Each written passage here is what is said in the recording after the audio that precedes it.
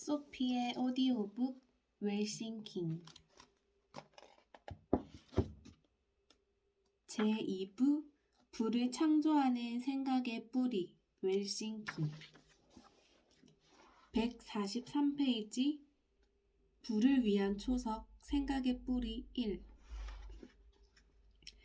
겨우내 사르레는 칼바람을 이겨내고 결국 피어나는 꽃과 나무를 보고 있노라면 이것이야말로 생의 본질이 아닐까 싶다. 아주 작은 결핍에도 무너지는 인간에 비하면 경이롭기까지 하다. 사람도 마찬가지다. 어떠한 순간에라도 포기하지 않고 이겨낸다면 그 자체로 경이로운 존재가 된다. 물론 핵심은 무엇을 심었느냐에 그렇다. 그래서 심는 것이 먼저인 것이다. 당신의 현재 상황은 그간 당신이 삶의 중심이 무엇을 심었으며 또 그것을 얼마나 애지중지해왔는지를 잘 나타낸다. 콩 심은데 콩 나고 팥 심은데 팥 나는 것처럼 삶은 절대 거짓말하지 않는다. 꿈을 이룬다는 건 사과나무에 비유하면 풍성한 사과 열매를 주렁주렁 맺는 일이다. 과즙이 풍부하고 빛깔이 좋은 사과를 수확하기 위해서는 반드시 가지치기를 해줘야 한다. 불필요한 가지를 잘라내야 영양분이 제대로 퍼지기 때문이다. 그러나 가지치기보다 더 중요한 것이 뿌리를 내리는 일이다. 겉보기엔 사과나무의 가지들이 온갖 어려움을 이겨내는 것처럼 보이지만 그 아래에 강한 뿌리가 있어야 흔들리지 않을 수 있다. 그런 의미에서 불을 창조하는 진짜 필요한 가치를 삶에 뿌리 내려야 한다. 나는 그것을 불을 끌어당기는 7가지 생각의 뿌리라고 말한다. 처음에는 사람이 습관을 만드는 것처럼 보이지만 결국 사람을 만드는 건 습관이다. 고로 당신이 진정 불을 이루고 싶다면 그에 맞는 습관의 뿌리를 내려야 한다. 그래야 흔들리지 않는 삶이 될 수 있다. 첫 번째 뿌리, 핵심 가치. 당신의 가치가 무엇인지 알 수 있다면 인생의 항로를 결정짓는 건 아무 문제가 되지 않는다. 그래서 당신 내면의 밑바닥에 깔려있는 진짜 핵심 가치를 찾아야 한다. 핵심 가치를 세우고 결정한 목표는 목에 칼이 들어와도 쉽게 바뀌지 않는다. 핵심 가치는 삶의 방향성을 견제하는 힘이기 때문이다. 그렇다면 핵심 가치란 무엇일까? 핵심 가치란 우리가 생각하고 행동하도록 의사를 결정하는 기준이다. 보통 기업의 핵심 가치에 대해서는 많이 들어봤을 것이다. 기업의 핵심 가치란 그 기업이 가고자 하는 방향과 목표를 의미하는데 그렇기에 기업은 핵심 가치에 맞지 않은 상품을 제작하지 않는다. 본질을 흐리고 존재의 의미를 훼손하기 때문이다. 개인의 핵심 가치도 이와 마찬가지다. 개인이 핵심 가치를 깨닫는 순간 삶의 본질을 흐리고 자기 존재의 의미를 훼손하는 일을 거부할 용기가 생긴다. 당연히 삶은 달라질 수밖에 없다. 자신의 핵심 가치를 발견하면 목표에 도달할 시간과 열정을 엄청나게 절약할 수 있으며 남은 시간과 열정으로 또 다른 목표를 이룰 수도 있다. 깊숙한 내면에서 꿈틀대는 핵심 가치를 찾는 것은 쉬운 일이 아니다. 하지만 핵심 가치가 없이 설정한 목표는 작심삼일로 끝나거나 중도 포기할 수도 있고 흐지부지 되기도 한다. 포기로 인한 심리적 박탈감은 말할 수 없이 크다. 포기가 반복되면 자신의 능력을 더 이상 믿지 않게 되는데 이를 패배감이라고 한다. 시작하기도 전에 무력해지는 것이다. 이 모든 게 핵심 가치를 모른 채로 목표를 이루려고 했기 때문에 생기는 감정이다. 그러므로 핵심 가치를 찾는 일을 가장 우선으로 삼아라. 이 핵심 가치가 바로 당신의 삶에 내려야 할 첫 번째 뿌리다. 60개의 핵심 가치를 준비했다. 여기서 당신이 중요하다고 생각하는 핵심 가치 5개만 선별해 보라.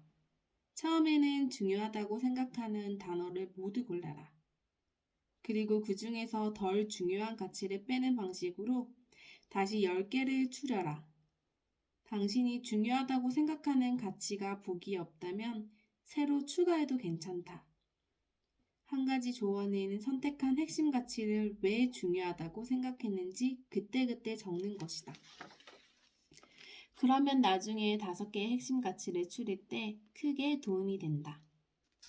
핵심 가치의 종류: 성취, 모험, 진정성, 변화, 헌신, 공동체, 공헌, 용기, 창의성, 배움 교육, 효율성, 공감, 경험, 공정, 믿음, 친구, 관대 너그러움, 성장, 겸손, 유머, 이상적인, 논리, 충성, 개방 수용, 타인의 인정, 결과지향, 만족감, 성공, 뒷받침 서포트, 체계, 균형, 아름다움, 도전, 경쟁, 자신감, 일관성, 호기심, 자존감, 다양성, 평등, 윤리, 탁월함, 명성, 가족, 자유, 조화 화합, 건강, 정직 솔직함, 자립, 개성, 리더십, 열정, 과정 지향, 현실적인, 안전함, 봉사, 안정감, 팀워크 협동, 투명성, 부. 당신의 핵심 가치가 명확하게 정해지면 의사결정 과정이 단순해진다. 그러면 여러 가지 면에서 더욱 번창할 수 있는 비옥한 토양이 만들어진다. 당신에게 중요한 핵심 가치 10개를 골랐는가? 그렇다면 이제 5개로 선별하라. 내 안에서 이미 지향하고 있던 가치를 명확히 찾으면 진정 원하는 삶이 무엇인지 깨닫게 된다. 그리고 앞으로 어떤 결정을 내리든지 이 핵심 가치를 적용해 결정하라. 우유부단, 작심삼일, 중도 포기 등의 말은 당신과 관계없는 말이 될 것이다. 핵심 가치를 세우라는 말은 다른 가치들을 포기하라는 말이 아니다. 핵심 가치는 중요한 순간에 빠른 결정과 행동을 유도하기 위한 지표다. 회사에서 일할 때나 자녀와 배우자, 친구와 관계를 이어갈 때도 이 핵심 가치를 기준으로 결정을 내리면 더 생산적인 삶을 영위할 수 있다. 당신은 이제 자신만의 핵심 가치를 정확히 아는 사람이 되었다.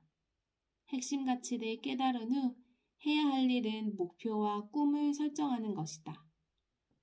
목표는 자신의 한계를 넘어 무한 능력의 세계로 이끄는 장치다. 하지만 목표를 무턱대고 정하면 안 된다.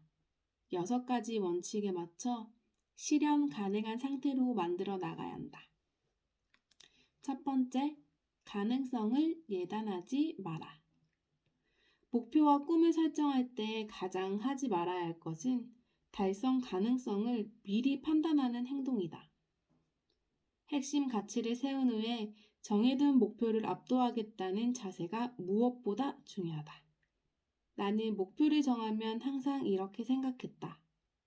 나는 이 목표를 이루는 방법을 지금은 모르지만 반드시 찾을 것이다. 일단은 기세를 몰아 목표에 집중하는 게 중요하다. 두 번째, 명확한 목표여야 한다. 부자가 되겠다, 다이어트를 하겠다 같은 애매한 목표는 이루기 어렵다.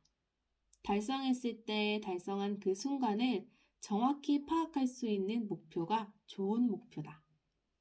단순히 부자가 되겠다거나 살을 빼겠다는 목표는 달성의 순간을 알 수가 없어 애매하다. 좋은 목표란 수치화가 가능해야 한다. 예를 들면 나는 10억 원을 가진 부자가 되겠다. 나는 10kg를 감량하겠다. 등의 명확한 목표를 설정하는 것이 좋다. 세 번째, 측정이 가능해야 한다. 명확한 목표를 세운 후에는 목표로 가는 전체 과정을 측정해야 한다.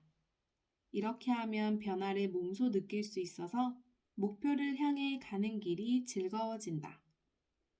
또한 측정은 목표를 달성해가는 전체 과정에서 자신의 위치를 파악할 수 있도록 도와주는 장치이기도 하다.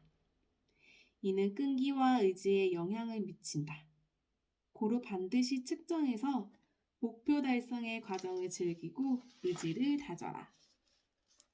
네 번째, 무조건 원대해야 한다. 목표를 작게 잡은 사람보다 크게 정한 사람이 훨씬 더 혁신적으로 생각하며 강한 추진력을 가지고 목표를 달성할 수 있다. 목표 그 자체가 크다는 것은 허무 맹랑한 게 아니다. 큰 목표가 있으면 완전히 다르게 행동할 수 있다. 그 자체가 강력한 힘이기 때문이다. 그러므로 무조건 원대한 목표를 정하라. 도달하고 싶은 상태를 마음껏 상상하라. 다섯 번째, 실현 가능해야 한다. 원대한 목표를 가지라고 하더니 실현 가능한 목표를 설정하라고 해서 헷갈리는가? 여기서 실현 가능한 의미는 단계적 목표를 설정하라는 의미다. 목표가 원대할수록 많은 시간과 열정을 필요로 한다. 그래서 최종 목표는 원대하게 그리되 그걸 이루는 세부적이고 단계적인 목표를 세워서 나아가야 한다. 즉, 원대한 목표를 갖되 실현할 수 있도록 목표를 잘게 쪼개라는 말이다. 중장기 5년과 10년 후의 목표를 쪼개서 올해 1년 동안 달성할 목표는 무엇인지 정해보자. 그리고 여기서 그치지 말고 1년의 목표를 쪼개서 반기, 분기, 매월, 매주, 매일 무엇을 해야 하는지 아주 작은 목표를 설정해보자. 이렇게 하면 실행이 훨씬 쉬워진다. 계단을 오르듯 목표 하나하나를 달성하며 의지를 다져라. 그러면 언젠가 원하는 목표에 도달해 있을 것이다. 여섯 번째, 데드라인을 정해야 한다. 데드라인을 정하는 것을 스트레스라고 여기는 사람이 있다. 그러나 데드라인은 목표의 생명력을 불어넣는 일이다. 시간이 많이 주어진다고 능사가 아니다. 데드라인이 없는 목표는 허황될 뿐이다. 핵심 가치를 깨닫고 목표를 세웠다면 언제까지 목표를 이룰 것인지에 집중하라. 가령 당신이 10억 원을 가진 부자가 되겠다고 결심했다면 그것을 언제까지 이룰지 데드라인을 설정하라. 데드라인을 설정해야 하는 이유는 당신이 원하는 미래의 청사진을 그리기 위해서다. 시기를 정하지 않으면 미래를 상상하는 것은 어렵다. 상상하지 못하면 도달하기 힘들어진다. 100살이 된 후에 혹은 죽은 후에 100억 부자가 되는 목표를 이룬다면 그게 대체 무슨 소용이 있겠는가? 두 번째, 결단력. 지피지기면 백전백승이라고 했다. 이제 당신은 핵심 가치를 기준으로 목표를 정했다. 변명의 여지 없이 당신은 결단을 내려야 할 때가 되었다. 많은 사람이 다이어트에, 부자가 되는 일에, 사업에 도전하고 싶다고 말한다. 하지만 몇 달 후에 만나보면 여전히 같은 소리를 하고 있다. 행동으로 옮기지 않으면서 말로만 무언가를 이루겠다고 허언을 내뱉는 것이다. 심지어 몇 년째 똑같은 소리를 반복하는 사람도 있다. 나는 사람들에게 기적은 행동하는 사람에게 찾아온다고 늘 조언한다. 지금 당장 결단하라. 나를 괴롭게 하고 아프게 만드는 문제점이 아니라 그 해결책에 집중해서 구체적으로 무엇을 하겠다고 결단해야 한다. 그리고 결단했다면 반드시 행동으로 실천하라. 내가 존경하는 미국의 동기부여가 토니 로빈스는 결단에 대해 이렇게 말했다. 결단은 행동으로 옮겨졌을 때만 가치가 있다. 목표 성취에서 가장 어려운 점은 진정한 결단을 내리는 일이다. 어떻게 할 것인지, 과연 내가 해낼 수 있을지 걱정하면서 시간을 허비하지 마라. 크게 대성한 사람들은 가치 체계가 확실하고 인생의 목표가 명확했다. 그래서 일단 결단하면 행동으로 옮겼다. 결단을 내리는 것 자체가 일종의 행동임을 명심하라. 결단에 대한 바람직한 정의는 행동이 따르는 정보라고 할 수 있다. 행동이 자연스럽게 뒤따를 때 진정한 결단을 내릴 수 있다. 결단은 행동하게 만드는 원인이 되고 더 큰 목표를 달성하는 원초적인 힘이 된다. 나는 결단을 즐긴다. 될 것인지 안 될 것인지 고민하지 않는다. 1분 1초가 아까운 삶이니 그저 결단한 것을 밀고 나갈 뿐이다. 물론 실패할 때가 더 많지만 다시 결단하고 또 행동한다. 그게 나의 성공 방식이다. 당신은 어떠한가? 혹시 결단보다는 고민에 빠져 시도조차 하지 않고 있는가? 오늘은 과거의 당신이 내린 결단의 결과다. 만족하는가? 당신이 지금 어떤 상황이든 결단하지 않는다면 미래도 지금과 같을 것이다. 그러나 변화를 원한다면 그 방법은 매우 간단하다. 작은 것부터 결단을 내리는 습관을 가지면 된다. 결단을 자주 내리면 내릴수록 더 훌륭한 결단을 할 수 있다. 안 하던 운동을 갑자기 하면 온몸이 근육통에 시달린다. 그러나 근육통을 온전히 겪고 나면 같은 중량에는 더 이상 흔들리지 않는 근육을 갖게 된다. 결단도 마찬가지다. 처음에는 걱정이 앞서고 안 되는 것들만 떠오르겠지만 결단하고 행동으로 옮기면 종전의 삶에서는 느끼지 못했던 활력을 갖게 된다. 코로나19로 계획했던 강연이 모두 취소되면서 나는 너무나 큰 아쉬움을 느꼈다. 하지만 우왕좌왕하지 않고 인스타그램을 통해 강연의 메시지를 전하겠다고 결단했다. 100일 동안 자기계발 명언을 올리겠다고 다짐한 것이다. 자기계발 명언이 끝나기 전에는 인스타그램을 찾아주시는 분들과 끈기 프로젝트를 하겠다고 결단을 내렸다.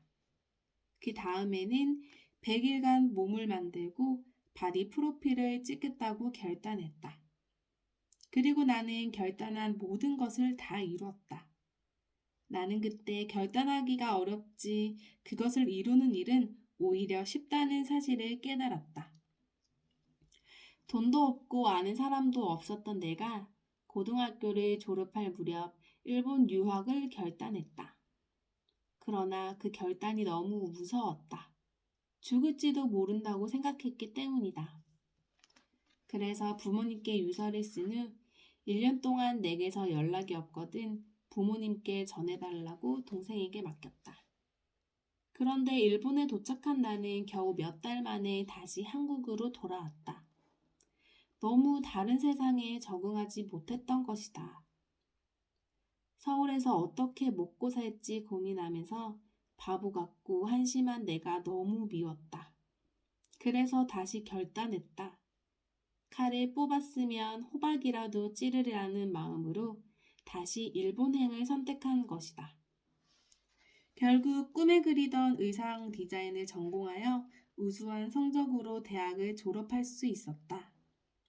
실패를 통해 더 나은 결단을 내렸고 그 실패는 큰 선물로 돌아왔다. 사실 나는 지금도 계속해서 실패 중이다.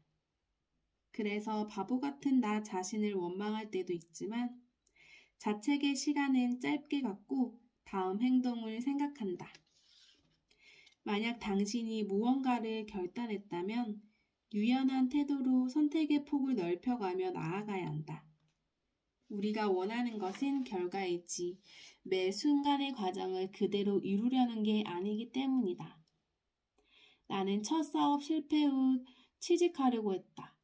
하지만 아무리 일자리를 구하려고 해도 나처럼 무능한 인재를 쓰겠다는 회사를 찾을 수 없었다.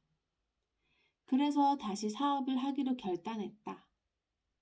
아무도 나를 고용하지 않겠다면 내가 나를 고용하겠다고 마음먹었다. 날고 긴다는 유럽 인재들보다 내가 더 잘하는 게 무엇일지 고민하면서 일본에서의 경험과 한국인으로서의 강점을 잘 살리려고 노력했다. 그 결과 삼각김밥을 새로운 사업의 아이템으로 결정했다. 한국과 일본을 오가며 마트와 삼각김밥 공장 시스템을 공부하고 삼각김밥 성형기를 제작하는 등 많은 걸 준비했다. 그러나 사업 준비가 거의 끝나갈 무렵 프랑스 슈퍼마켓에 납품하려면 몇 가지 조건이 필요하다는 사실을 알게 되었다. 첫 번째로는 해썹 인증을 받은 무균 시설 공장이, 둘째로는 큰 자본이 필요했다. 나는 바로 결단을 철회했다. 아무리 좋은 사업이라도 처음부터 과도한 부담을 지며 시작할 수는 없었다. 이는 더 이상 돈을 빌리거나 빚을 지지 않겠다는 결단이 밑바탕에 깔려 있었기 때문이다. 그리하여 지금의 켈리델리는 초밥 도시락 사업으로 시작되었다. 결단을 내렸다고 자기 자신을 너무 혹사시킬 필요는 없다. 항상 다음을 대비하여 자신의 상황과 상태를 고려하면서 유연성 있는 태도로 나아가야 한다. 최종의 결과에 이르는 과정에서 궤도의 수정은 필수적임을 잊지 말아야 한다.